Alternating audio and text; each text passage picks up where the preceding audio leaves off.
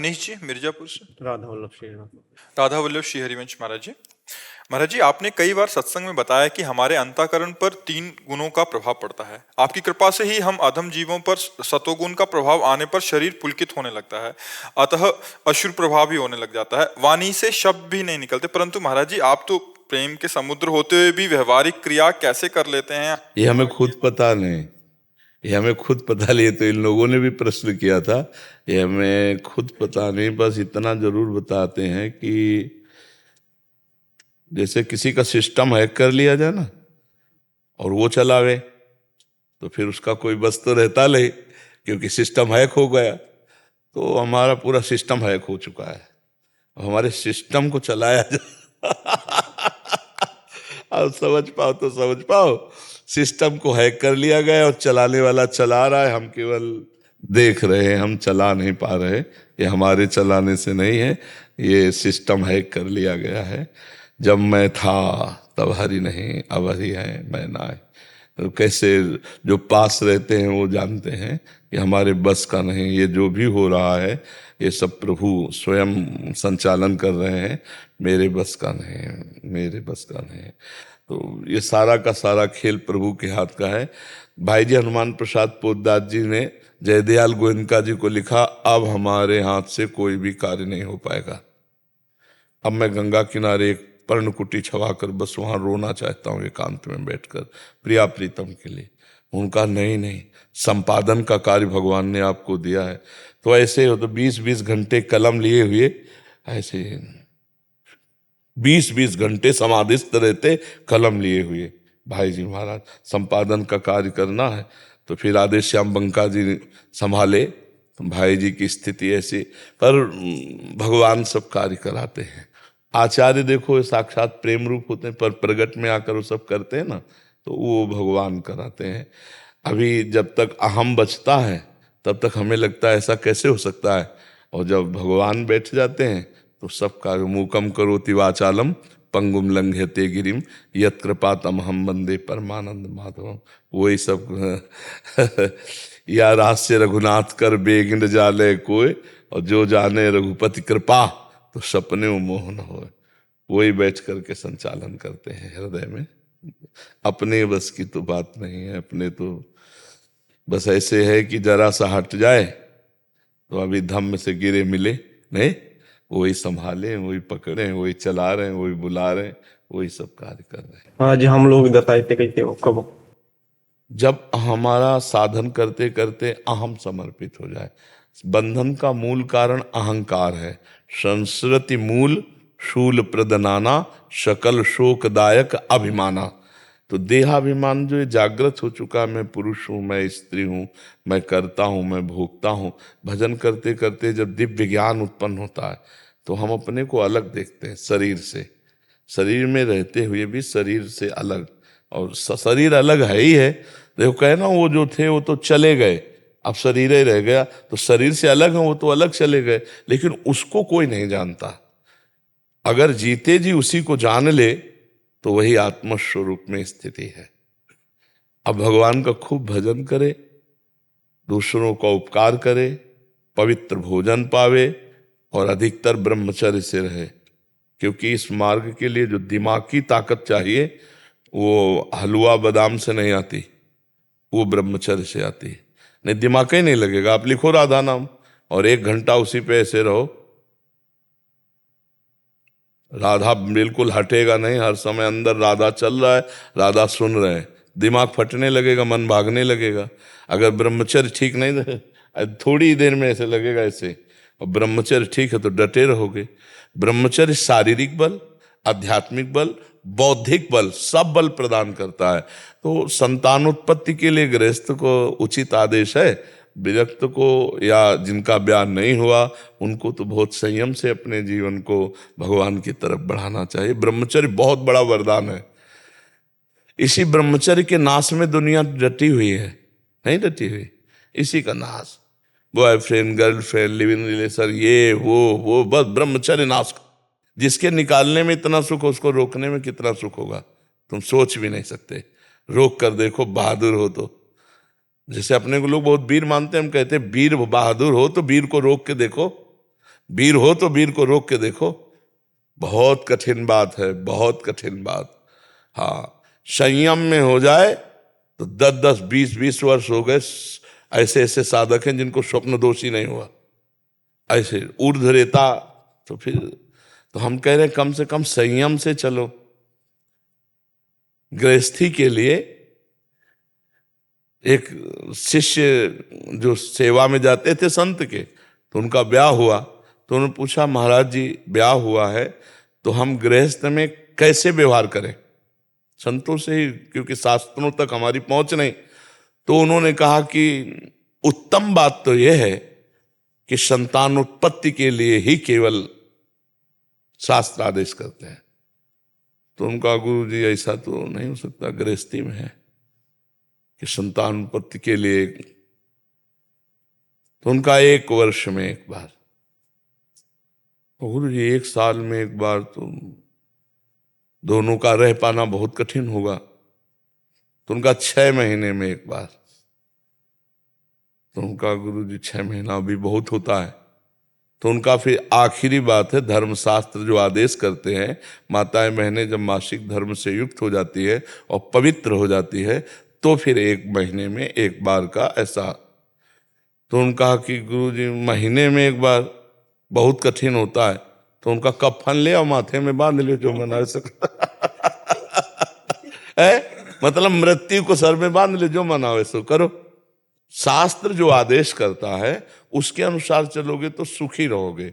जब तक ब्याह ना हो तब तक ब्रह्मचारी रहे। ब्रह्मचर्य बहुत बड़ा व्रत है, बहुत बड़ी अमृतत्व है उसमें। मतलब भगवान की कृपा से ब्रह्मचर्य में बहुत बड़ी ताकत। ब्रह्मचर्य से रहो, भगवान का नाम जप करो, हर समस्या का समाधान है। हर समस्या से लड़ने की सामर्थ्य आप में रहेगी, आप में एक दिव्यता रहेगी, आप में दिव्य, सारी दिव्यताएं आप में है।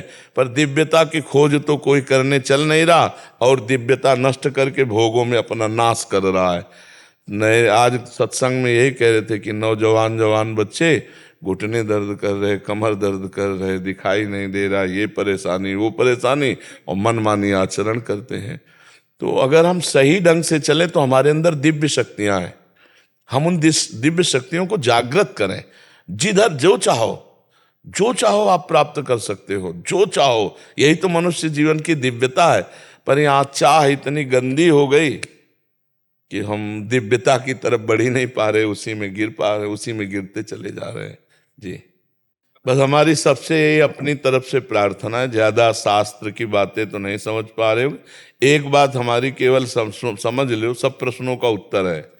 यदि आपका चरित्र पवित्र है, बच्चा हो, बच्ची हो, जवान हो, बूढ़े हो, आपका चरित्र तो समझ रहे ना, चरित्र पवित्र। यदि आपका चरित्र पवित्र है और आप कोई नशा नहीं करते, मांस आदि नहीं खाते और नाम जप करते हो, इतने से सब हो जाएगा। ज्यादा मतलब शास्त्र का ज्ञान तो बहुत कठिन है, सहज बात समझ लो। तुम्हारा जीवन पवित्र मतलब चरित्र पवित्र। ओ अंग्रेजी में एक कहावत, हमको तो अंग्रेजी आती नहीं लेकिन उसका अर्थ आता है। उसके में है कि जिसका धन गया उसका कुछ नहीं गया, और जिसका स्वास्थ्य गया कुछ गया, और जिसका चरित्र गया सब कुछ गया। और आज के नौजवानों का क्या विचार है, चरित्र में गया तो कुछ। देखो ना, चरित्र के महत्व को ना समझने के कारण नौकरी के लिए, लोभ लालच के लिए, मनोरंजन के लिए अपने चरित्र को बेच रहे। उल्टा है ना। हाँ, अंग्रेजी में क्या कहते हैं, Money is lost, nothing is lost. If health is lost, something is lost. हाँ। If character is lost, everything is. Everything law. तो अरुणा सोनी जी काशी से। राधे राधे महाराज जी। महाराज जी, विषयों में इतना मन फंस गया है कि नाम जप करते पता ही नहीं चलता कि ये कब विषय चिंतन में चला जाता है। महाराज जी, ऐसे में कैसे अपने मन को फिर से। जबान से नाम जी है जपी जागहि जोगी, नाम राम नाम मणिदीप धर जी है देहरी द्वार, तुलसी भीतर बाहिरहु जो चाहत उजियार। यदि शुद्ध ज्ञान चाहती हो, निर्वासनिक स्थिति चाहती हो, तो जबान से नाम जप करो। उपांश जप रहे हैं, कोई जान भी नहीं रहा क्या कर रहे हैं, पर जबान हिलनी चाहिए। यद जिह्वाग्ये वर्तते नाम तुभ्यम अहो बत स्वपचतो गरियान। यद जिह्वाग्ये वर्तते नाम तो, जिसकी जिह्वा का अग्रभाग हिलता रहता है, नाम उच्चारण राधा राधा राधा राधा, सब ठीक हो जाएगा। अब सोचो कि नाम जप होता तो सिद्धों का है, साधक को करना पड़ता है। अभ्यास, अभ्यास बहुत बड़ी जोर की चीज है। तो अभी असत अभ्यास किया मन ने, इंद्रियों ने, तो जब हम सत अभ्यास में लगना चाहते हैं तो बाधा पहुंचाता है, बार बार वही आता है। अब सत अभ्यास करके असत अभ्यास को नष्ट कर दो तो सत ही बचेगा, फिर वही चलने लगेगा। श्वास नाम, नाम ही श्वासा, नाम श्वास को भेद मिटावे। रोम रोम जब रग रग बोले, तब कुछ स्वाद नाम को पावे। खूब जपो पहले, जैसे गरीब आदमी धन कमाने में लगता है, ऐसे लगो जैसे उसको ओवर टाइम कष्ट नहीं लगता। 2 घंटे कर लिए तो 200 रुपया और मिल जाएगा। ऐसे हम आधा घंटा और नाम जप कर ले, हमारा मन पवित्र होगा, भगवान की कृपा मिलेगी, लोक परलोक सारे सुख हमें प्राप्त हो जाएंगे। यदि भगवान मिल गए तो सब सुख प्राप्त हो जाते हैं। एक भगवान ही है जिनकी चाह करने पर सारी चाहें मिट जाती हैं। एक भगवान ही है जिनको जान लेने पर सब जानकारियां पूर्ण हो जाती हैं। एक भगवान ही है जिनको प्राप्त कर लेने के बाद अब कुछ प्राप्त करना बाकी नहीं रहता। इसलिए नाम जप करो लोभ से, भगवान के नाम में लोभ पैदा करो। आज 10,000 जपा तो आज हम 15,000 जपेंगे, हम आज 16,000 जपेंगे। ऐसे आजकल तो बहुत बढ़िया वो काउंटर चल गया है, तो उसमें पूरा जितना जपो सब, तो उससे लोभ बढ़ता है कि हम और अधिक से अधिक जप करें। अच्छा बताओ, 3 घंटे फिल्म तुम्हारी पसंद की लगी हो, मन जाएगा कहीं? कहीं नहीं जाएगा, 3 घंटे नहीं जाएगा। और माला लेके 30 मिनट बैठ जाओ, उपद्रव मचा देगा, क्योंकि उसका अभ्यास हमने संसार में करवाया है। और जब हम भजन में करवाते हैं तो भजन का जब अभ्यास पकड़ लेता है फिर वो नहीं छोड़ता है। मन का कार्य है पकड़ना, उसको पकड़ा दो। अभी भजन पकड़ा दो, उसको पकड़ में जितनी चीजें पहले वो छोड़ेगा तो गंदी बातें जो हमारे मन में आती है वो छोड़ रहा है, वो निकल रही, और नाम पकड़ रहा है। जब हम नाम जप करते हैं और गंदी बातें आती हैं, संसार की बातें आती हैं, तो वो मन से निकल रही हैं, वो डिलीट हो रही हैं। और खूब नाम जप करो, नाम भर जाए तो वही चलने लगेगा।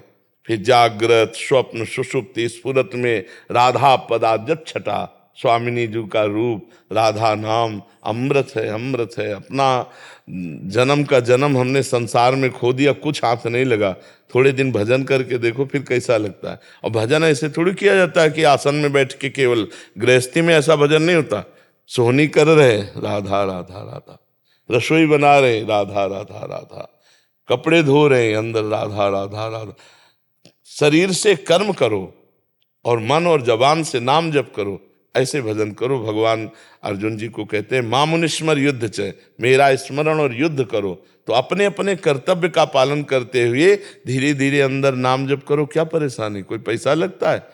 भाई किसान हो तो कितने घंटे फावड़ा चलाते हो, व्यापारी हो तो कितने घंटे कहाँ रहते हैं, नौकरी है तो कितने घंटे रहती है। और उस नौकरी में क्या हर समय तुम दिमाग और हर समय शरीर लगाओ? थोड़ा अवसर मिले राधा राधा राधा राधा राधा राधा। और फिर इसके बाद जो मनोरंजन में समय नष्ट करते हो, प्रमाद में समय नष्ट करते हो, वो भजन में दे दो, भगवान की प्राप्ति हो जाएगी। समझ पा रहे हैं आप? पिछले 15-16 सालों से मैं शिव मंत्र का जाप करता हूँ, जो दीक्षा लिया, आपको नहीं जानता था। पिछले साल स्वप्न में हमारे हनुमान जी आए स्वप्न में, और उन्होंने कहा तेरा फाइल क्लियर हो गया। और उसके अगले दिन पहली बार लाइफ में आपका मैंने वीडियो देखा, और उस दिन से देख रहा हूँ। तो मेरा एक क्वेश्चन है कि वो फाइल और आपका एंट्री हमारे जिंदगी में और उस दिन से देखना क्या मतलब? हम तो यही समझते हैं कि जब द्रवै दीन दयालु राघो तो साधु संगति पाइए। जब रघुनाथ जी हनुमान जी कृपा किए विभीषण जी पर ना, रघुनाथ जी कृपा किए तो हनुमान जी को भेजा, और हनुमान जी ने जब कृपा की तो विभीषण जी राम जी के दर्शन पाए, राम जी की शरण में आए। तो हमें लगता है हनुमान जी कृपा करके आपको संत समागम दिए हैं। साधु समागम दिए, और जिसे साधु समागम मिल गई उसकी फाइल क्लियर ही होती है। महत संगस तो दुर्लभ। सविता शर्मा जी मेरठ से।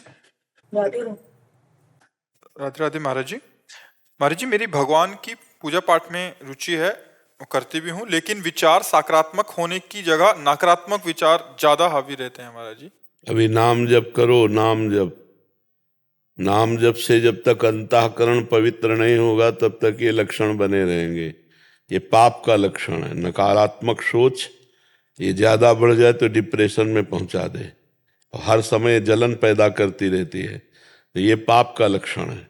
जिसका हृदय पवित्र होता है उसके विचार पवित्र और सकारात्मक होने लगते हैं। जहाँ श्री कृष्ण अनुकूलेन प्रतिकूलस्य विसर्जनम सूत तस्मा शास्त्रम प्रमाणम थे, शास्त्र प्रमाणित बात करनी चाहिए। तो जैसे हमारे मन में प्रतिकूल चिंतन आता है, विपरीत भावना आती है, तो ये पाप का लक्षण। हमारा अंतःकरण अभी मलिन है, हमको नाम जप करना चाहिए। नाम जप करे सब ठीक हो जाएगा, सब ठीक हो जाएगा। बड़े से बड़ा डिप्रेशन का बीमार आदमी भी यदि राधा राधा राधा राधा राधा नाम जप करे और फिर देखे ठीक होता है कि नहीं।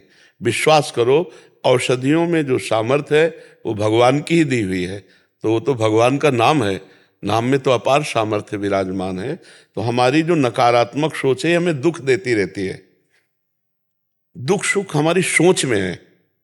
दो ब्राह्मण बैठे थे, तो एक भगत आया, उसने कहा पंडित जी चलो हमारे यहाँ निमंत्रण। तो दोनों को ले गया, भोजन पवाया, 11-11 रुपया दक्षिणा दी, पैर छुआ।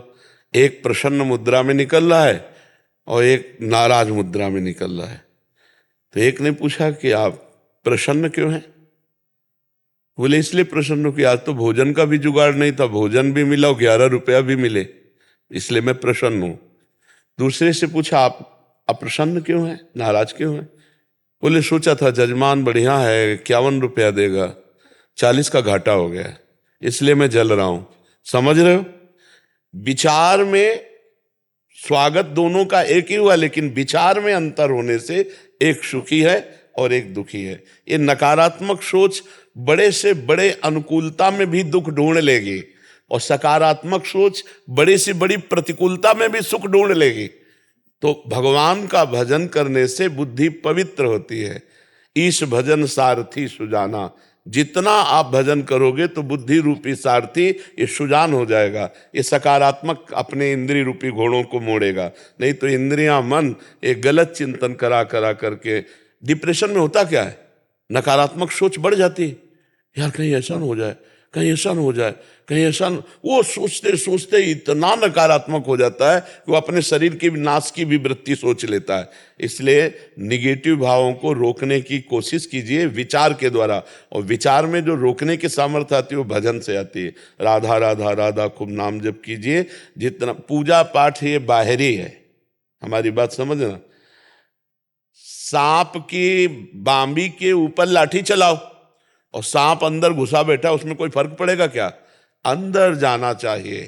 तो बाहरी तो हम आरती कर रहे हैं, पूजा कर रहे हैं, और हृदय हमारा अंधकार से युक्त है। कैसे ठीक होगा ये अंधकार, कैसे नष्ट होगा? तो बोले राम नाम मणि दीप धरी, जी दे हरि द्वार, तुलसी भीतर बाहरहु, जो चाह शिव जियार। यदि बाहर भी आनंद जान और अंदर भी आनंद चाहते हो तो जबान पे नाम रख लो, नाम निरंतर नाम जप करो, राम राम हरि हरि कृष्ण कृष्ण राधा राधा, जो नाम प्रिय हो। बिना नाम जप किए ये दुर्गति मन स्वयं करवाता रहता है।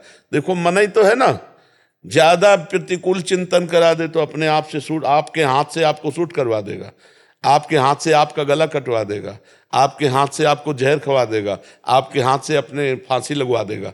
आप घटनाएं सुनते हैं ना। देखो ये मनुष्य जीवन दुख भोगने के लिए नहीं मिला है, ये परम सुख भोगने के लिए मिला है। जिसे तुम यहां सुख समझते हो वो सुख नहीं, वो दुख ही है। समझ पड़ती नहीं है, गिरधर की बाया है। दुख यो नया भगवान ने लिख दिया है इस पूरे संसार को, दुखालयम अशाश्वतम। परिणाम में तुम्हें दुख मिलेगा और परिणाम में इन सबका नाश होगा। ये सब कुछ नाशवान है। तो नाशवान से शाश्वत खरीद लो, नाशवान से अविनाशी खरीद लो। सुंदर भोग बनाया, ठाकुर जी को लगाया, देखो भगवान प्रसन्न होंगे उससे। ये नाशवान शरीर है, इससे खूब अच्छे कर्म करो, दूसरों को सुख पहुंचाओ, नाम जप करो, सत्य से चलो, अभी आनंद आ जाए। इसलिए नाम जप करो, नहीं तो बुद्धि ही तुम्हें दंड देगी निगेटिव सोचवा के। बेमतलब नकारात्मक सोच बेमतलब जलाती रहती है, कोई मतलब नहीं, और अंदर ही अंदर जलता रहता है इंसान। और सकारात्मक सोच आनंद देती रहती है। तो जब भजन करोगे तो सोच सकारात्मक हो जाएगी, और भजन विहीन जीवन नकारात्मक सोच में बढ़ जाता है। और वो इतना नकारात्मक, उसे हर जगह डर लगने लगता है, भय सता जाता है, चिंता, उद्विग्न, शोक, विषाद, ये उसे घेर लेते हैं। इसलिए गोस्वामी जी ने एक दोहे में कहा, तब लगी कुशल न जीव कहूं, सपने हूं मन विश्राम, जब लगी भजत न राम कहूं, शोक धाम तज काम। 24 घंटे में तुम 24 मिनट हमें दे दो, सब ठीक होना शुरू हो जाएगा। क्या 24 मिनट? ठीक 24 मिनट घड़ी से देख के राधा राधा राधा राधा राधा राधा राधा, फिर आपके देखो 24 घंटे कैसे जाते हैं। 24 मिनट देने में क्या परेशानी? 24 घंटे में भगवान ने तुम्हें इतना बड़ा जीवन दिया है, और तुम्हें 24 घंटे में 24 मिनट केवल भगवान के लिए देने, वो भी परिणाम में लौटकर तुम्हारा ही मंगल होगा। 24 मिनट एकांत में बैठकर भगवान को सामने मानकर नाम जप करो, और लिखते जाओ राधा राधा। 24 मिनट इतनी मेहनत करो, फिर इसके बाद तुम देख लेना, तुम्हारी सोच बदल जाएगी, तुम्हारा जीवन बदल जाएगा। तो इसलिए चिंतन ठीक करना है तो भगवान का भजन करो जी। अनीता राजकुमार जी। जय जय राधे श्याम। जय जय राधेश्याम महाराज जी। महाराज जी, मैं गर्भवती हूँ, नाम जप, महामंत्र और आपका एकांतिक वार्तालाप कृपा से रोज सुनती हूँ। कार्य की व्यस्तता के कारण भागवती ग्रंथ जैसे गीता जी, भागवत जी आदि नहीं पढ़ पाती। क्या मेरी संतान भागवतिक गुणों वाली हो सकती है? कहा नहीं जा सकता। ध्रुव जी महान भागवत हुए, और उनके वंश में महाराज बेन हुए, बहुत ही दुष्ट स्वभाव के, नीच प्रवृत्ति के। बस ऐसे ही ध्रुव से उनके जो पुत्र हुए, फिर उनके बस ऐसे मतलब 2 ही 3 पीढ़ी महाराज अंग के पुत्र बेन, स्मृति आ गई। उनकी माँ का नाम सुनीता और पिता का नाम महाराज अंग और पुत्र का नाम बेन। महान धर्मात्मा जो अंग थे, महान धर्मात्मा, भगवत भजन करने वाले। और माँ जो थी वो अधर्म के वंश की थी। माँ का विशेष प्रभाव पड़ने के कारण पुत्र में दुष्टता इस कोटि की आ गई कि महात्माओं ने मार डाला। जब राजा बनाए गए तो घोर अत्याचार, घोर पापाचार, तो बहुत से सिद्ध संतों ने जाके उन्हें मार दिया। फिर उनकी दाहिनी भुजा से भगवान पृथु और बाईं भुजा से महारानी अर्शी प्रकट हुई। तो अब ये नहीं कहा जा सकता कि हम नाम जप कर रहे हैं, हम कथा सुन रहे हैं, इसका प्रभाव पड़ सकता है, पड़ता है। पर अगर पूर्व संस्कार प्रारब्ध, तो जैसे महाराज उग्रसेन, महान धार्मिक भगवान के भक्त, लेकिन उनका पुत्र कंस बिल्कुल धर्म विरोधी। तो ऐसे कई जगह पाया गया। अब जैसे उल्टा पाया गया, हिरण्यकश्यप महान धर्म विरोधी, प्रहलाद जी मां भागवत, पुत्र पैदा हो रहा मां भागवत। और ये नहीं कि नारद जी से ही उनकी बुद्धि बदली, नहीं, नारद जी ने देखकर कहा था इसके गर्भ में वो मां भागवत है, देवराज इंद्र तेरी क्या सामर्थ्य है, काल भी नहीं मार सकता उसको जो इसके गर्भ में, क्योंकि प्रहलाद जी गर्भ में थे। तो इसका ठीक निर्णय एकदम नहीं किया जा सकता, पर शास्त्रीय पद्धति है। यदि गर्भस्थ शिशु की जो माँ है उसको संस्कार देना चाहे तो पवित्र भोजन, नाम जप, और जैसे आप धाम आई हैं तो इसका संस्कार उसके ऊपर पड़ेगा, वो भागवत बन सकता है। पर अगर कहीं पूर्व का ऐसा संस्कार है तो फिर नहीं बदला जा सकता, क्योंकि महाभागवतों के भी कई ऐसी संतानें हुई जो ऐसा। तो इसलिए हम प्रयास करें, फल भगवान पर छोड़ दें। कर्मण्येवाधिकारस्ते मा फलेषु कदाचन। क्योंकि अगर कह दे हाँ ही, तो ऐसे कितने उदाहरण हैं कि माता पिता बड़े साधु स्वभाव के और बड़े धार्मिक प्रवृत्ति को, पुत्र बड़ा दुष्ट। और कितने ऐसे उदाहरण कि माता पिता बड़े दुष्ट स्वभाव के, पुत्र बड़ा धार्मिक और बड़ा साधु स्वभाव का, तो इससे पूर्व का प्रारब्ध भी बल लगाता है। तो अगर पूर्व का प्रारब्ध जोरदार हुआ तो वो भक्त बन जाएगा। अगर पूर्व का प्रारब्ध हे प्रवृत्ति में जाना है तो आपका भजन उसकी सुरक्षा करेगा, उसको बढ़ाएगा, पर वो भक्त ही बनेगा ऐसा नहीं कहा जा सकता। प्रभु से प्रार्थना करें कि ऐसा भक्त बालक पैदा हो तब भी महाराज जी, अगर कर्म उसके वैसे हैं खुद के भी और बच्चे के भी, तो फिर वैसा हाँ, फिर तो मंगल ही होगा। लेकिन कभी कभी बहुत संस्कार के बुरे प्रारब्ध वाले बच्चे, अब जैसे आत्मदेव ब्राह्मण, कितना भजनानंदी, कितना धर्मात्मा, जिससे पुत्र के रूप में धुंधकारी, संबंध से ही तो आया, उनकी बहन का लड़का उसने गोद में लिया उस संबंध से। तो धर्मात्मा पुरुष ने क्या धर्म की कमी रखी थी, लेकिन संस्कार होते हैं, कर्म भोग भोगना होता है।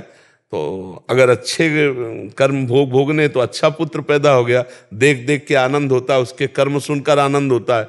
और ऐसे पुत्र पैदा हो जाते हैं कि उनके कर्म सुन करके दुख होता है और वो माता पिता को अपने यौवन अवस्था में कष्ट भी देते हैं। बहुत मारा आत्मदेव ब्राह्मण को, और माँ को इतना मारा कि वो तो कुएं में गिर के मर गई। भागवत में कथा है, पढ़ के देखो।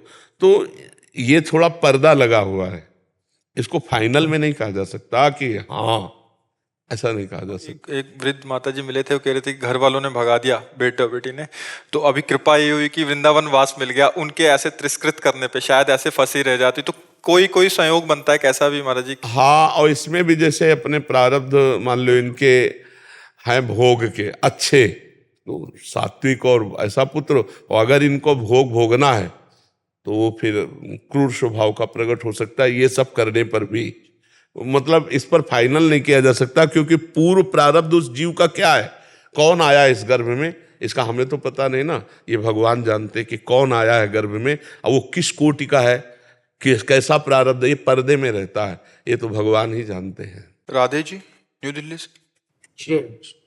श्री हरिवंश महाराज जी, आपके चरणों में कोटि कोटि दंडवत प्रणाम। गुरुदेव, त्यागी कैसे बने? प्रभु प्राप्ति के मार्ग में हमें कई वस्तुओं का त्याग करना पड़ता है, जो चीजें त्याज्य हैं। इसका प्रश्न है। त्यागी का मतलब बच्चा कपड़ा उतार लेना या कपड़ा बदल देना या स्थान परिवर्तन कर देना, उसे त्यागी नहीं कहते। त्यागात शांति अनंतरम, त्याग से तत्काल शांति मिलती। क्या त्याग से? इंद्रियों के अधर्म युक्त भोगों का त्याग। इंद्रियों के भोगों का भी त्याग नहीं कर सकते, क्योंकि अगर भोगों का त्याग कर देंगे तो शरीर ही नहीं चलेगा।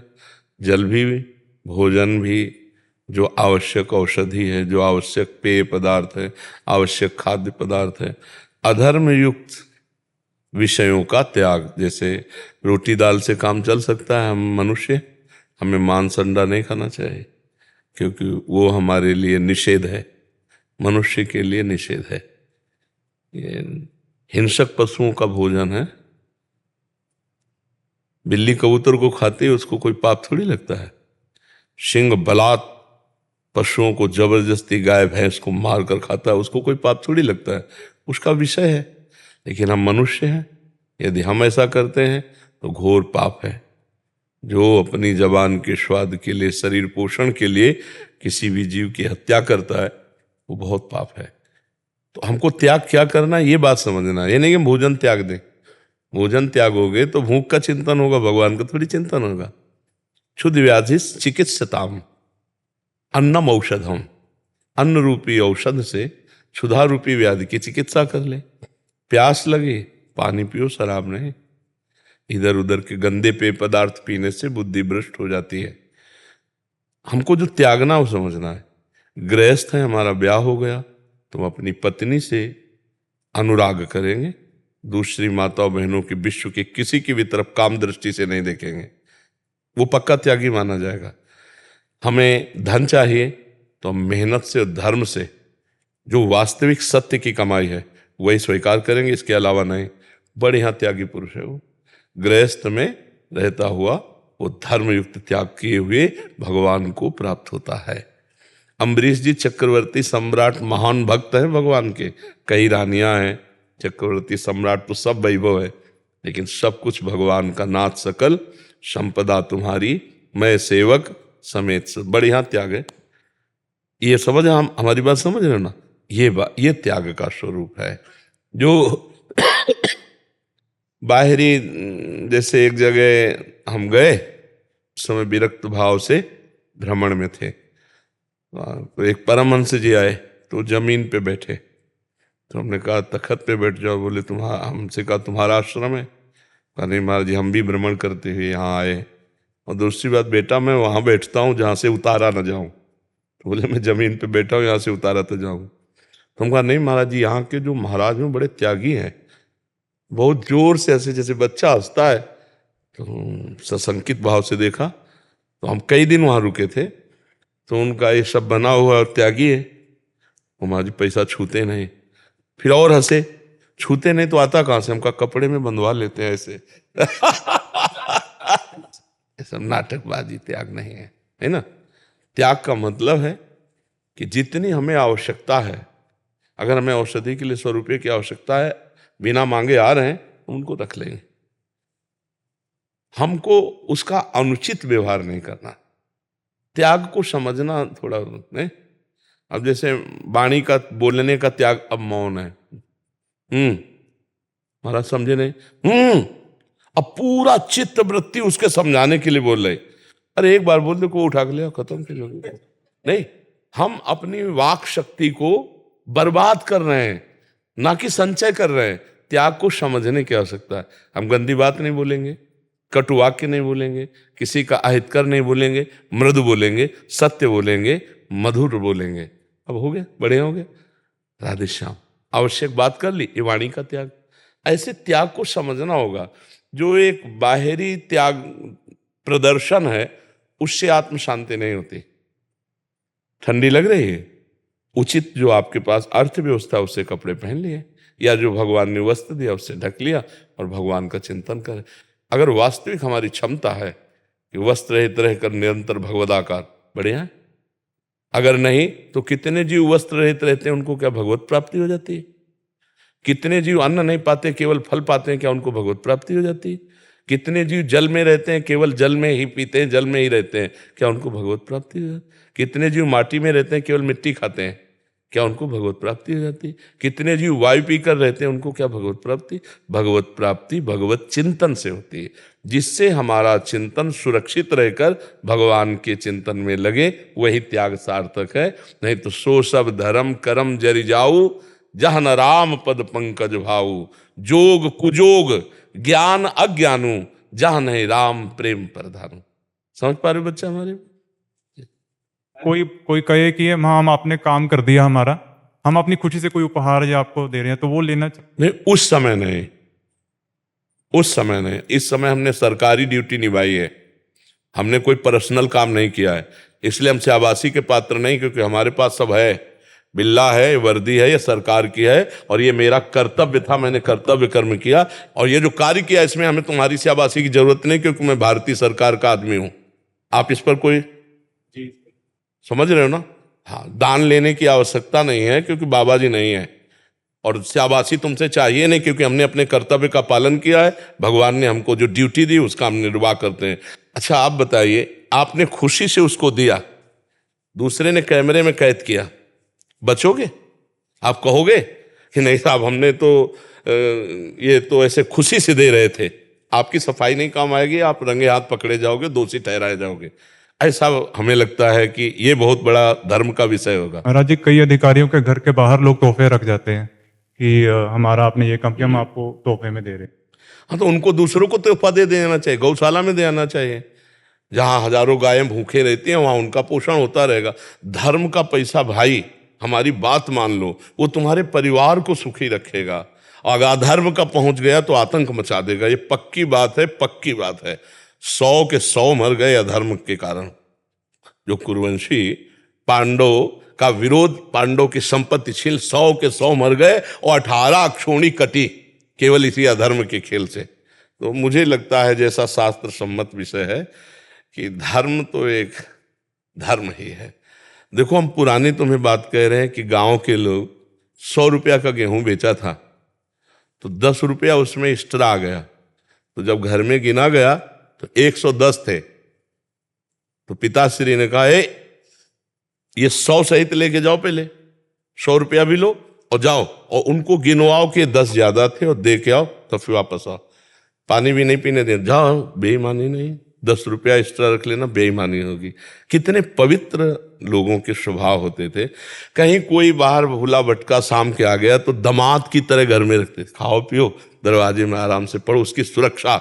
आज विश्वास, पवित्रता, ये सब, पति पत्नी में विश्वास नहीं, माता पुत्र में विश्वास नहीं। आप संबंधों की देखो धज्जियां उड़ रहे, फिर अतिथि पर विश्वास, अतिथि कैसे विश्वास, तो धर्म का ह्रास होता चला जा रहा है। आप देखो ना, धर्म का पहले था कि अगर आप हमारी शरण में आ गए तुम अपना गला कटवा सकते हैं, आपका बाल माका नहीं होने देंगे, धर्म था ना।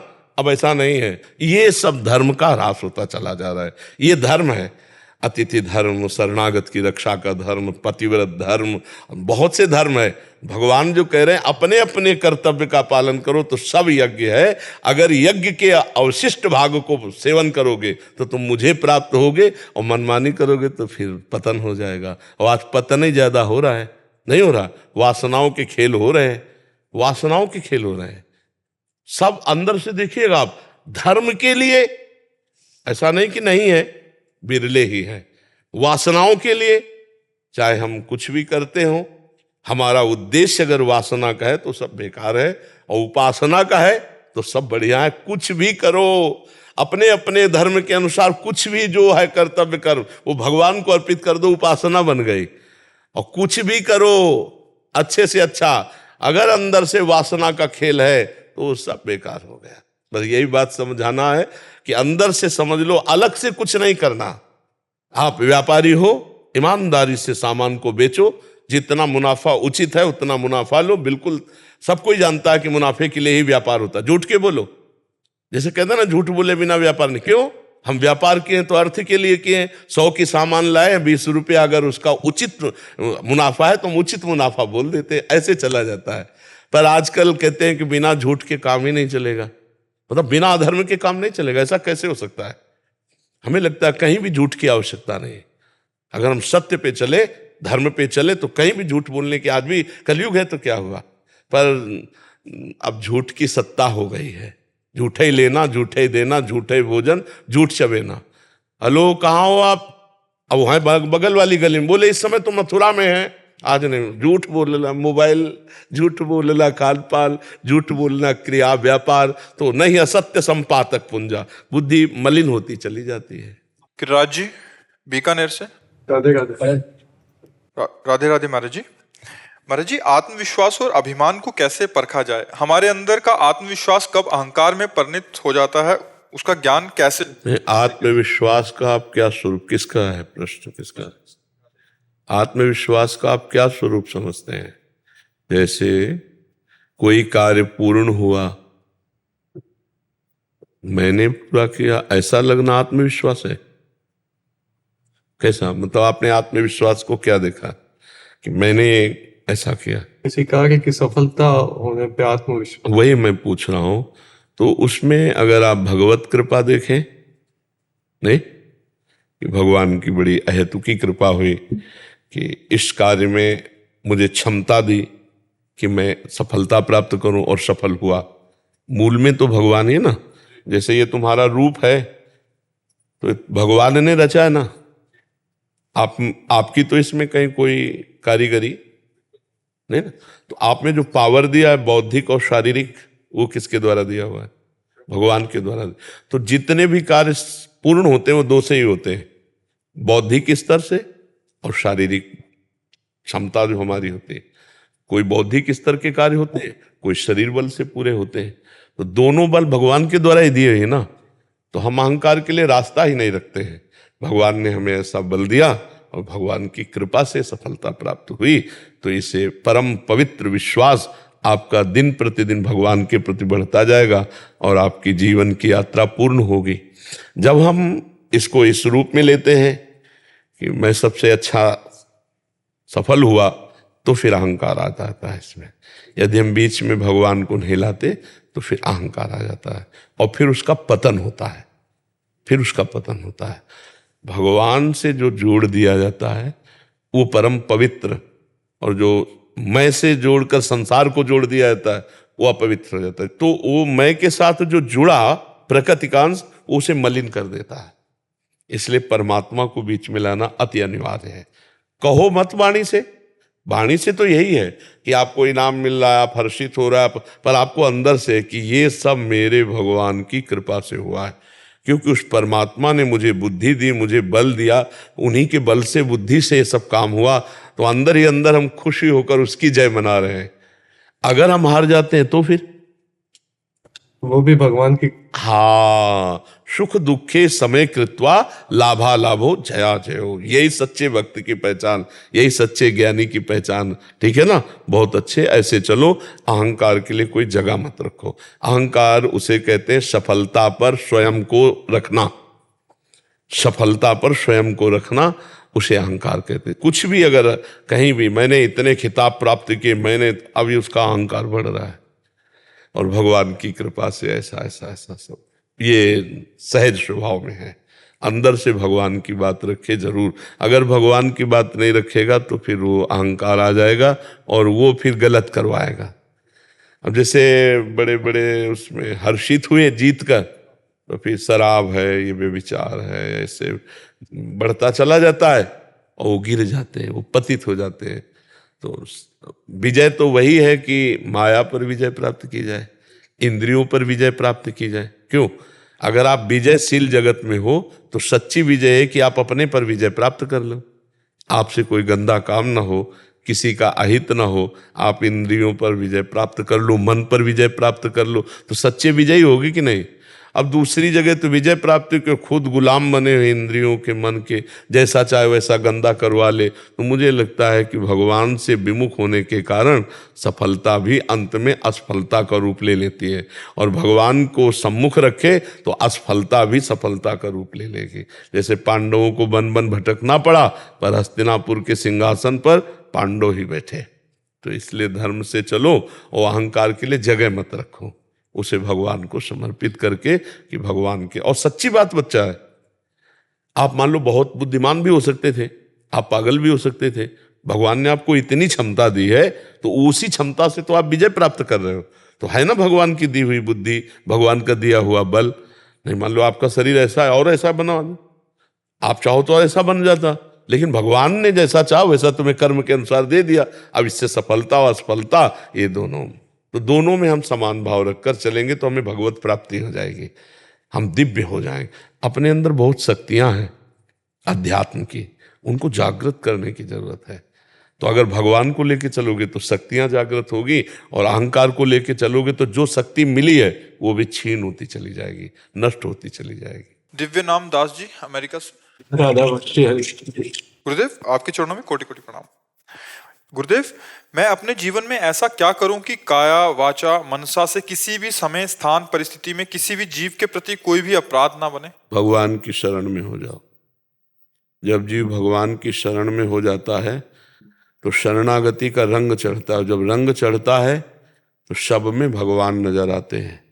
जड़ चेतन जग जीव जत सकल राम में जान, सो अनन्य गति जाके असमति न टरे हनुमंत, मैं सेवक सचराचर रूप स्वामी भगवंत। फिर हम अपने स्वामी को कटुवचन कैसे बोल सकते हैं? फिर अपने स्वामी को शरीर से कैसे दुख पहुंचा सकते हैं? फिर अपने स्वामी के प्रति मन से कैसे उल्टा सोच सकते हैं?